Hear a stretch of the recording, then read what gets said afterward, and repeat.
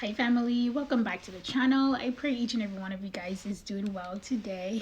I absolutely love when God does this where someone commented on a video that I made a few years ago, and usually when this happens I always go back and watch that video, right?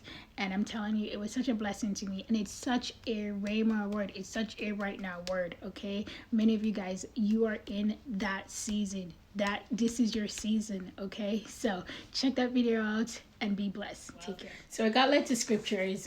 It's Mark 12:41 to 44, right? And it's the scripture about the widow's offering, right?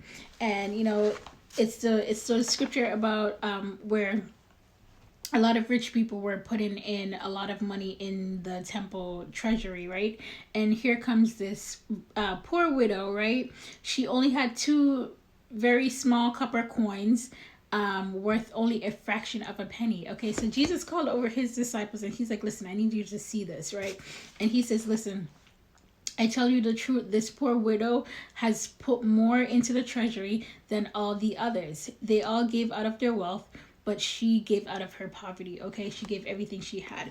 I'm telling you, I know a lot of you guys went through this season, this past season that you're coming out of, okay, where you felt like you gave out of your poverty. Okay, your cup was not overflowing in that season. Okay, you probably felt like your cup was in a negative and you were at a deficit. You had to push and force yourself to do things that was like minimum. Okay, you had to force yourself to get out of bed, you had to force yourself to go to work, you had to force yourself to take care of your kids, you had to force yourself to do a lot of tasks. Like, you did not have an abundance of money, you didn't have abundance of energy, but you still had to force yourself and you had to do what you needed to do. You best believe that God sees your efforts. Okay, he saw when you had the session and you made the phone call. Okay, he saw when you uplifted even when you were feeling down. He saw those times. Okay, he saw